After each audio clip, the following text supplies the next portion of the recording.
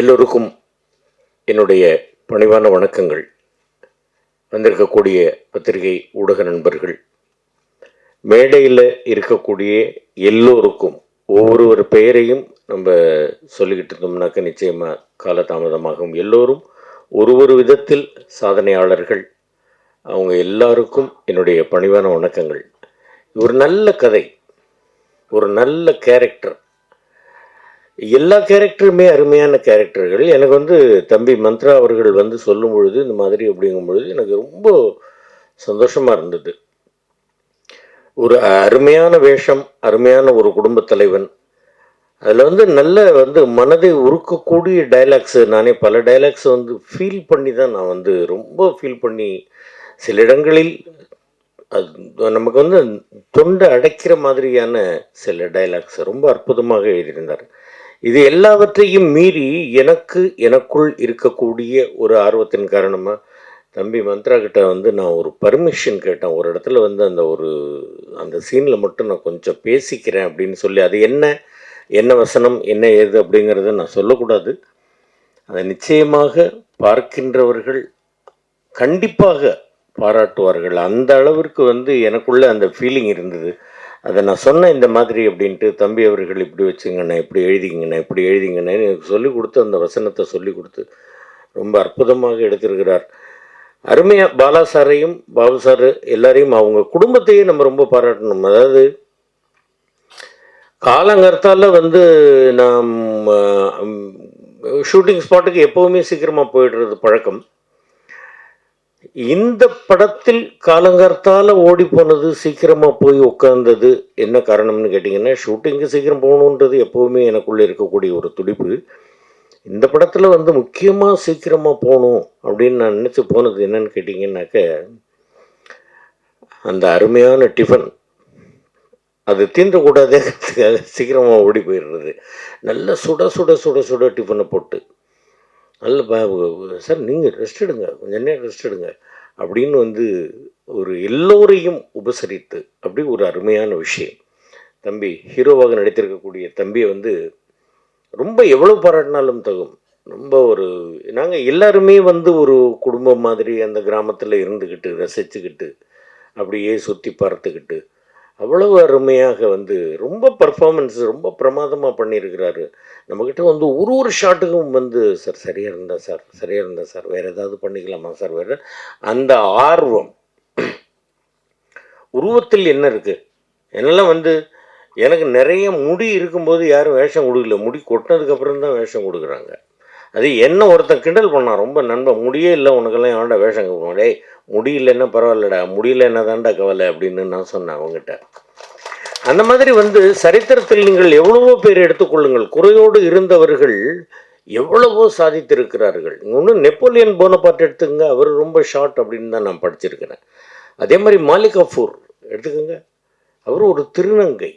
அவர் எவ்வளோ தூரத்துக்கு இந்தியாவில் எவ்வளோ இடங்களை ஆட்சி பண்ணியிருக்கிறார், கொண்டிருக்கிறார். அந்த மாதிரி மிகப்பெரிய விஷயங்கள். எனக்கு இதில் டைரக்டர்ஸுக்கு நான் நன்றி சொல்லக்கூடியது இன்னொரு விஷயம். எனக்கு இன்ட்ரடியூஸ் பண்ணி வைத்த ஒரு நபர், உட்காருங்க தம்பி, ஒரு நபர்.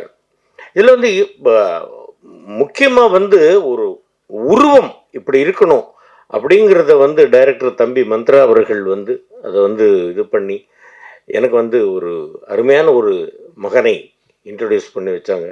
அதனால தான் எனக்கு இந்த உருவம். கோபிங்கிறீங்க, வாங்க மேடம், இல்லை வாங்க. இவர் இந்த உருவத்திற்கு இந்த விக்கு வச்சது ஒரு 15-20 நாள் ஷூட்டிங் நடந்த வரைக்கும் அந்த விக் அப்படியே பர்மனெண்ட்டாக எனக்கு வச்சு விட்டு என் கூடவே வந்திருந்து அதில் ஒர்க் பண்ணி எனக்கு அந்த இது பண்ணி கொடுத்து அந்த சிகை அலங்காரம் பண்ணி அவருக்கு எனக்கு எப்படின்னு கேட்டிங்கனாக்கா, அந்த அளவிற்கு எனக்கு ஒரு என்னுடைய லுக்கு இப்படி இருக்கணும் அப்படிங்கிறதெல்லாம் கரெக்டாக இந்த இடமெல்லாம் இது பண்ணி மேக்கப் கலைஞர்கள் அவங்களும் இருந்தாங்க. அவங்களுக்கும் எல்லோருக்கும் என்னுடைய நன்றியை தெரிவித்துக் கொள்கிறேன். ரொம்ப அற்புதமான படத்தில் நடித்த ஒரு திருப்தி.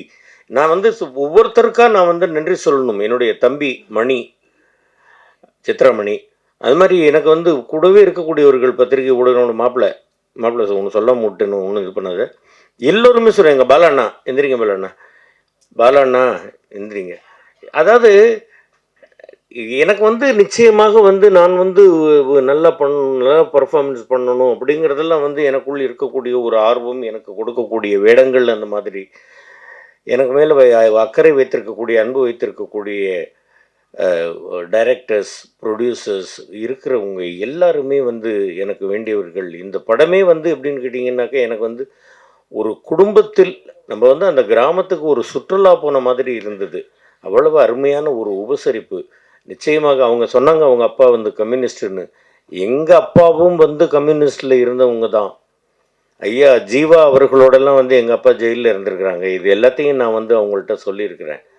அந்த மாதிரி வந்து அவங்க வந்து அந்த ஊருக்காக நல்லது செய்தவர்கள். நாங்க போய் பார்க்குற நேரத்தில என்னமோ எங்களுடைய துரதிர்ஷ்டம் அவங்க வந்து இல்ல. இருந்தாலும் அவங்களுடைய ஆன்மா எங்கிருந்தாலும் நிச்சயமாக இந்த படத்தை வாழ்த்திக் கொண்டிருக்கும். அருமையான இசை. தம்பி அவர்கள பத்தி நான் சொல்லணும் அப்படிங்கிற அவசியம் கிடையாது. பூக்கடைக்கு விளம்பரம் தேவையில்லை அப்படிங்கிறது தான் உண்மை. எல்லாரையும் ஒவ்வொருவராக நான் வந்து என்னுடைய மனமார்ந்த நன்றிகளை தெரிவித்துக் கொள்கிறேன். இந்த படம் மிகப்பெரிய வெற்றியடைய வேண்டும். தம்பி மந்த்ரா வீரபாண்டியன் அவர்கள் மிகப்பெரிய இயக்குனர்கள் வரிசையில் சேர வேண்டும். இதே மாதிரி நல்ல நல்ல படங்களாக கொடுக்க வேண்டும் அப்படின்னு எங்கள் ராஜன் அண்ணன் அவரை பார்த்தாலே எனக்கு ஒரு பயம். எனக்கு டப்பிங் காலத்துலேருந்து என்னை திட்டிகிட்டே இருப்பார். இருக்கிறதுல என்னடா பண்ணுற, என்னடா பேசுகிற, கரெக்டாக பேசுகிறேன். இவரும் சண்முக சுந்தரம் அண்ணன் 2 பேரும் சேர்ந்துக்கிட்டு தான் என்னை திட்டுவாங்க. அது ஒரு அன்பு. அது இப்போ தான் சொல்லிக்கிட்டு இருந்தார், அது திட்டுறது இல்லைடா, அன்பை கொட்டுறது அப்படின்னாரு. அந்த மாதிரி எல்லோருமே வேண்டியவர்கள், எல்லோருமே வந்து என்மேல் அக்கறை உள்ளவர்கள், எல்லோருக்கும் பாதம் பணிந்து என்னுடைய மகிழ்ச்சியையும் வணக்கங்களையும் தெரிவித்துக் கொள்கிறேன். இந்த படத்தை மிகப்பெரிய வெற்றி படமாக ஜனங்கள்கிட்ட கொண்டு போய் சேர்க்க வேண்டியது பத்திரிகை ஊடகத்துறை நண்பர்கள். நீங்கள் வந்து இது பண்ணணும். தமிழ் ரசிக பெருமக்கள் இந்த படத்தை மிகப்பெரிய வெற்றி படமாக்கணும் அப்படின்னு நான் வந்து வேண்டிக்கிறேன். நன்றி, வணக்கம்.